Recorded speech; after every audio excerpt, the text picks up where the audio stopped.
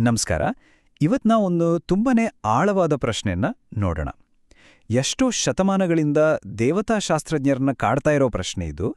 ಅದೇನಂದ್ರೆ, ಪಾಪವನ್ನ ಇನ್ನಷ್ಟು ಪಾಪದಿಂದ ತೊಳೆಯೋಕ್ ಸಾಧ್ಯನಾ? ಬನ್ನಿ, ನ್ಯಾಯ ಮತ್ತೆ ಶುದ್ಧೀಕರಣದ ಈ ವಿಚಿತ್ರವಾದ ವಿರೋಧಾಭಾಸದ ಬಗ್ಗೆ ಸ್ವಲ್ಪ ಆಳವಾಗಿ ನೋಡೋಣ. ನೋಡಿ, ಇಡೀ ಚರ್ಚೆಯ ಹೃದಯನೇ ಈ ಪ್ರಶ್ನೆ. ಕೇಳೋಕೆ ಸ್ವಲ್ಪ ವಿಚಿತ್ರ ಅಲ್ವಾ? ಅಂದ್ರೆ, ರಕ್ತದ ಕಲೆನ ಇನ್ನಷ್ಟು ರಕ್ತದಿಂದಾನೇ ತೊಳೆಯೋದು ಅಂದ್ರೆ ಹೇಗೆ? ಇದು ತರ್ಕಕ್ಕೆ ಸಿಗಲ್ಲ ಅನ್ಸ್ಬೋದು. ಸರಿ, ಬನ್ನಿ, ಈ ರಹಸ್ಯದ ಹಿಂದೆ ಏನಿದೆ ಅಂತ ಒಟ್ಟಿಗೆ ನೋಡೋಣ. ಇದರ ಹಿಂದಿನ ಲಾಜಿಕ್ ಏನು ಅಂತ ಅರ್ಥ ಮಾಡ್ಕೊಳ್ಳೋಕೆ ಪ್ರಯತ್ನಿಸೋಣ. ಈ ಒಂದು ವಾಕ್ಯ ಇದೆಯಲ್ಲ, ಇದು ಇವತ್ತಿನ ನಮ್ಮ ವಾದದ ಅಡಿಪಾಯ. ಇದರ ಪ್ರಕಾರ ಒಂದು ದೊಡ್ಡ ಅಪರಾಧ ನಡೆದಾಗ ಅದಕ್ಕೆ ಪ್ರಾಯಶ್ಚಿತ್ತ ಆಗ್ಬೇಕು ಅಂದ್ರೆ ಅಪರಾಧಿಗೆ ಅದೇ ಥರದ ಶಿಕ್ಷೆ ಆಗ್ಬೇಕು ಅಂತ. ಇದು ಕೇಳೋಕೆ ಕಣ್ಣಿಗೆ ಕಣ್ಣು ತರಾನೇ ಅನ್ಸಿದ್ರೂ ಇದರ ಹಿಂದೆ ಒಂದು ತುಂಬಾನೇ ಆಳವಾದ ಆಧ್ಯಾತ್ಮಿಕ ಅರ್ಥ ಇದೆ. ಹಾಗಾದ್ರೆ ಈ ಗ್ರಂಥ ಭೂಮಿ ಅಂತ ಹೇಳ್ದಾಗ ನಾವು ಹೊಂದ್ಕೊಂಡ ಹಾಗೆ ಕೇವಲ ಮಣ್ಣು ಅಥವಾ ನೆಲದ ಬಗ್ಗೆ ಮಾತಾಡ್ತಾ ಇಲ್ಲ. ಅದಕ್ಕೊಂದು ಬೇರೆದೇ ಆದ ಒಂದು ಸಾಂಕೇತಿಕ ಅರ್ಥ ಇದೆ. ಇಲ್ಲಿರೋ ಮುಖ್ಯವಾದ ಐಡಿಯಾ ಏನು ಗೊತ್ತಾ? ಶುದ್ಧೀಕರಣ ಆಗ್ಬೇಕಿರೋದು ನೆಲಕ್ಕಲ್ಲ, ಬದಲಿಗೆ ಆ ಪಾಪವನ್ನ ಯಾರು ನೋಡಿದ್ರೋ ಅವರ ಮನಸ್ಸಿಗೆ, ಅವರ ಆತ್ಮಕ್ಕೆ. ಅಂದ್ರೆ ನಿಜವಾದ ಕಳಂಕ ಇರೋದು ಹೊರಗಲ್ಲ, ಅದು ನಮ್ಮ ಮನಸ್ಸಿನ ಒಳಗೆ, ನಮ್ಮ ಆಧ್ಯಾತ್ಮಿಕ ಪ್ರಪಂಚದಲ್ಲಿ. ಇದು ಇನ್ನಷ್ಟು ಸ್ಪಷ್ಟಪಡಿಸುತ್ತೆ ನೋಡಿ. ಸಮಸ್ಯೆ ಇರೋದು ಜೀವ ಇಲ್ಲದ ಭೂಮಿ ಜೊತೆ ಅಲ್ಲ. ಸಮಸ್ಯೆ ಇರೋದು ಸ್ವಂತ ಇಚ್ಛೆ ಇರೋ, ಸರಿ ತಪ್ಪುಗಳ ನಡುವೆ ಆಯ್ಕೆ ಮಾಡೋ ಶಕ್ತಿ ಇರೋ ಜೀವಿಗಳಲ್ಲಿ. ಭೂಮಿ ತಾನಾಗೆ ಪಾಪ ಮಾಡೋಕ್ಕಾಗಲ್ಲ, ಆದ್ರೆ ಮನುಷ್ಯರು ಮಾಡಬಲ್ಲರು. ಈ ಮೂಲ ಗ್ರಂಥದ ಪ್ರಕಾರ ಪಾಪ ಅನ್ನೋದು ಒಂದು ರೀತಿ ಸಾಂಕ್ರಾಮಿಕ ರೋಗದ ತರಹ. ಅಂದ್ರೆ, ಒಂದು ಅಪರಾಧವನ್ನ ನೋಡಿದಾಗ ಅದು ನಮಗೆ ಒಂದು ಸಾಮಾನ್ಯ ವಿಷಯ ಅನಿಸೋಕೆ ಶುರುವಾಗಬಹುದು. ಇದೇ ಬೇರೆಯವರನ್ನ ಕೂಡ ಅದೇ ತಪ್ಪು ದಾರಿಯಲ್ಲಿ ನಡೆಯೋಕೆ ಪ್ರೇರೇಪಿಸಬಹುದು. ಇದು ಮನಸ್ಸಿನ ಮೇಲೆ ಉಳಿದು ಹೋಗುವ ಒಂದು ಕಪ್ಪು ಚುಕ್ಕೆ ಹಾಗೆ. ಸರಿ, ಪಾಪ ಅನ್ನೋದು ಒಂದು ಮಾನಸಿಕ ಸೋಂಕಿನ ಹಾಗೆ ಹರಡುತ್ತೆ ಅನ್ನೋದಾದ್ರೆ ಅದಕ್ಕೆ ಪರಿಹಾರ ಏನು? ಮೂಲಗ್ರಂಥ ಇದಕ್ಕೊಂದು ಅಚ್ಚರಿಯ ಉತ್ತರ ಕೊಡುತ್ತೆ. ಅದೇ ನ್ಯಾಯ. ಆ ನ್ಯಾಯ ಇದೆಯಲ್ಲ, ಅದು ಪ್ರೀತಿಯ ಇನ್ನೊಂದು ರೂಪವಂತೆ. ಈ ಹಂತಗಳನ್ನು ನೋಡಿದ್ರೆ ಅರ್ಥ ಆಗತ್ತೆ ನೋಡಿ.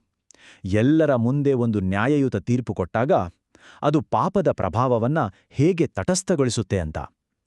ಜನರು ಒಂದು ಅಪರಾಧಕ್ಕೆ ಇಷ್ಟು ಗಂಭೀರವಾದ ಪರಿಣಾಮ ಇದೆ ಅಂತ ಕಣ್ಣಾರೆ ನೋಡಿದಾಗ ಪಾಪ ಮಾಡಬೇಕು ಅನ್ನೋ ಆಸೆ ಅವರ ಮನಸ್ಸಲ್ಲಿ ದುರ್ಬಲ ಆಗತ್ತೆ. ಇದರರ್ಥ ಗಲ್ಲು ಶಿಕ್ಷೆ ಅನ್ನೋದು ಬರೀ ಶಿಕ್ಷೆಯಲ್ಲ, ಅದು ಇಡೀ ಸಮುದಾಯಕ್ಕೆ ಒಂದು ರೀತಿ ಮಾನಸಿಕ ಶುದ್ಧೀಕರಣದ ತರಹ ಕೆಲಸ ಮಾಡುತ್ತೆ. ಜೊತೆಗೆ ಒಂದು ಗಟ್ಟಿ ಎಚ್ಚರಿಕೆಯನ್ನು ಕೊಡುತ್ತೆ. ಅಪರಾಧದ ದಾರಿ ಹಿಡಿದ್ರೆ ಅದರ ಕೊನೆ ಸಾವು ಅನ್ನೋ ಸಂದೇಶವನ್ನ ಸ್ಪಷ್ಟವಾಗಿ ಹೇಳುತ್ತೆ. ತೀರ್ಪು ಪ್ರೀತಿಯ ಮತ್ತೊಂದು ಅಭಿವ್ಯಕ್ತಿ. ಈ ಆಲೋಚನೆ ಇದೆಯಲ್ಲ, ಇದು ನಿಜವಾಗ್ಲೂ ತುಂಬಾನೇ ಶಕ್ತಿಯುತವಾದದ್ದು. ಇದರ ಪ್ರಕಾರ ಒಬ್ಬ ಅಪರಾಧಿಯನ್ನ ದಂಡಿಸೋದಂದ್ರೆ ಇಡೀ ಸಮಾಜವನ್ನ ಪಾಪದ ಪ್ರಭಾವದಿಂದ ರಕ್ಷಿಸೋ ಒಂದು ದಾರಿ. ಇದನ್ನ ಒಂದು ರೀತಿ ಕಠಿಣ ಪ್ರೀತಿ ಅಂತನೂ ಹೇಳ್ಬೋದು. ಈ ತರ್ಕ ಕೇವಲ ಒಬ್ಬ ವ್ಯಕ್ತಿಗೆ ಸೀಮಿತವಾಗಿಲ್ಲ. ಇದು ಪಾಪದ ಮೂಲ ಕಾರಣದವರೆಗೂ ಹೋಗುತ್ತೆ. ಮೂಲ ಗ್ರಂಥದ ಪ್ರಕಾರ ನಡೆಯೋ ಎಲ್ಲ ಅಪರಾಧಗಳ ಹಿಂದೆ ಒಬ್ಬ ಅಂತಿಮ ಅಪರಾಧಿ ಇದ್ದಾನೆ. ಈ ದೇವತಾಶಾಸ್ತ್ರದ ಚೌಕಟ್ಟಿನಲ್ಲಿ ಸೈತಾನನನ್ನ ಮುಖ್ಯ ಖಳನಾಯಕ ಅಂತ ಪರಿಚಯಿಸಲಾಗಿದೆ.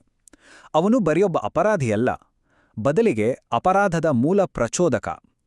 ಈ ವಾದದ ಕೊನೆಯ ಹಂತಕ್ಕೆ, ಅಂದ್ರೆ ಬ್ರಹ್ಮಾಂಡದ ಮಟ್ಟದ ಅನ್ವಯಕ್ಕೆ ಇದು ವೇದಿಕೆ ಸಿದ್ಧಪಡಿಸುತ್ತೆ. ಇಲ್ಲಿ ಸೈತಾನ ಮತ್ತೆ ಆದಾಮನ ಪಾತ್ರಗಳು ಹಾಗೆ ಅವುಗಳ ಪರಿಣಾಮಗಳು ಹೇಗೆ ಬೇರೆ ಬೇರೆ ಅಂತ ನಾವು ನೋಡ್ಬೋದು. ಸೈತಾನನನ್ನ ಮುಖ್ಯ ಅಪರಾಧಿ ಅಂತ ನೋಡಿದ್ರೆ, ಆದಾಮನನ್ನ ಪ್ರಲೋಭನೆಗೆ ಒಳಗಾದ ಸಹಚರ ಅಂತ ನೋಡ್ಲಾಗುತ್ತೆ. ಇದೇ ಕಾರಣಕ್ಕೆ ಅವರಿಬ್ಬರ ಅಂತಿಮ ಗತಿ ಕೂಡ ಬೇರೆ ಬೇರೆಯಾಗಿರುತ್ತೆ. ಸೈತಾನನ ಸಾವನ್ನ ಅವನ್ ಮಾಡಿದ ಪಾಪಗಳಿಗೆ ಕೊಟ್ಟ ಶಿಕ್ಷೆಯೇ ಅಂತ ನೋಡ್ಲಾಗುತ್ತೆ. ಇದು ಕ್ರಿಸ್ತನ ಯಜ್ಞಕ್ಕಿಂತ ಪೂರ್ತಿ ಬೇರೆ. ಯಾಕಂದ್ರೆ ಕ್ರಿಸ್ತನ ಯಜ್ಞವನ್ನ ಬೇರೆಯವರ ಪಾಪಗಳ ಪ್ರಾಯಶ್ಚಿತ್ತ ಅಂತ ಪರಿಗಣಿಸಲಾಗತ್ತೆ. ಒಂದು ನ್ಯಾಯದಂಡನೆ ಆದ್ರೆ ಇನ್ನೊಂದು ವಿಮೋಚನೆ. ಹಾಗಾದ್ರೆ ಪಾಪದ ಈ ಮೂಲ ಕಾರಣವನ್ನೇ ನಾಶ ಮಾಡಿದಾಗ ಏನಾಗತ್ತೆ? ಈ ವಾದ ಈಗ ಅದರ ತೀರ್ಮಾನಕ್ಕೆ ಬರ್ತಾ ಇದೆ. ಈ ಅಂತಿಮ ತೀರ್ಪಿನ ಫಲಿತಾಂಶ ಏನಾಗಿರುತ್ತೆ ಅಂತ ನೋಡೋಣ ಬನ್ನಿ. ನೋಡಿ, ಸೈತಾನನ ಅಂತಿಮ ತೀರ್ಪು ಅನ್ನೋದು ಬರೀ ಒಂದು ಶಿಕ್ಷೆಯಲ್ಲ, ಅದು ಇಡೀ ಸೃಷ್ಟಿಯನ್ನ ಅದರ ಮೂಲ ಶುದ್ಧ ಸ್ಥಿತಿಗೆ ವಾಪಸ್ ತರೋ ಒಂದು ಪ್ರಕ್ರಿಯೆ.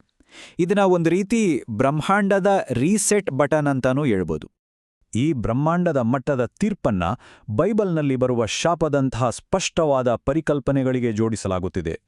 ಈ ಕೊನೆಯ ಕ್ರಿಯೆ ಹೇಗೆ ಶಾಂತಿಯ ಒಂದು ಹೊಸ ಯುಗವನ್ನ ತರುತ್ತೆ ಮತ್ತೆ ಎಲ್ಲ ನಕಾರಾತ್ಮಕತೆಗಳು ಹೇಗೆ ಕೊನೆಗೊಳ್ಳುತ್ತೆ ಅನ್ನೋದನ್ನ ಇದು ವಿವರಿಸುತ್ತೆ. ಕೊನೆಯದಾಗಿ ಈ ಅಂತಿಮ ತೀರ್ಪು ಒಂದು ಶಾಶ್ವತವಾದ ಶಾಂತಿಯನ್ನು ತರುತ್ತೆ. ನಾವು ಎಲ್ಲಿಂದ ಶುರು ಮಾಡಿದ್ವೋ ಆ ವಿರೋಧಾಭಾಸಕ್ಕೆ ಅಂದ್ರೆ ರಕ್ತದಿಂದ ಶುದ್ಧೀಕರಿಸೋದು ಇದು ಪರಿಹಾರವನ್ನ ಕೊಡುತ್ತೆ.